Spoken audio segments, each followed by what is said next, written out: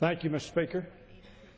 If this is a precedent, it is a bad precedent. It is a dangerous precedent. It is a precedent that we ought not to make. Read the Constitution, I heard over and over and over again.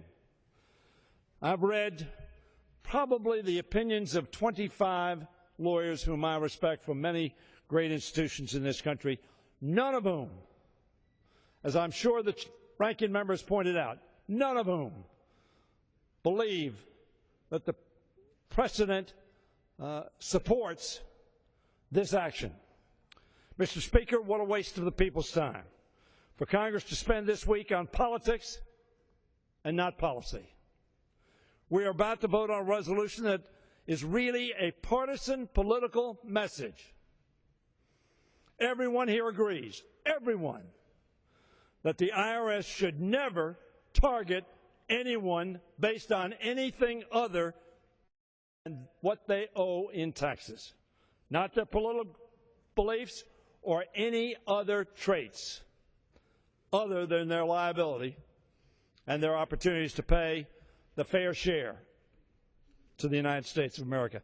And in fact, during an exhaustive investigation into the IRS, Chairman Iss's committee interviewed 39 witnesses, analyzed more than 530,000 pages, and could not find the conspiracy they were looking for,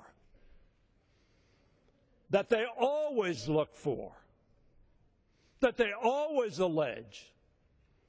$14 million of taxpayer money has already been spent on this investigation.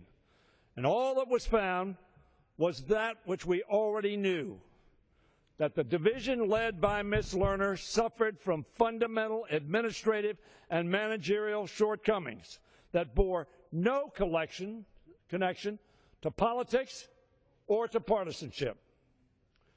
Independent legal experts have concluded that Chairman Iss's effort to hold Ms. Lerner in contempt of Congress is constitutionally deficient. But this resolution before us today is, of course, not meant to generate policy.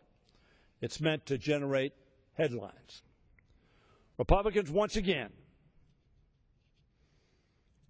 are showing that they are more interested in partisan election year gimmicks than working in a bipartisan way to tackle our country's most pressing challenges. We ought to turn to the important matters of creating jobs, raising the minimum wage, restoring emergency unemployment for those who are struggling to find work, issues the American people overwhelmingly support and want their Congress to address. I urge my colleagues to give this partisan resolution the vote it deserves and defeat it so that we can turn to the people's business. In closing, let me say this, Mr. Speaker. There are 435 of us in this body. Gentleman will suspend. Gentleman from Mr. Speaker. The gentleman from California reserves. The gentleman from Maryland is recognized. The gentleman from Maryland is recognized for an additional 30 seconds. Please Thank proceed. you, gentlemen. I urge all of my colleagues, do not think about party on this vote. Think about precedent. Think about this institution. Think about the Constitution of the United States of America. And if you haven't read some of the legal opinions that say you have to establish a predicate before you can tell an American that they will be held criminally liable if they don't respond to your questions. That's what this issue is about. Not about party, not about any of us, but about the constitutional protections that every American deserves and ought to be given. And I yield back the balance of my time. Gentleman yields back.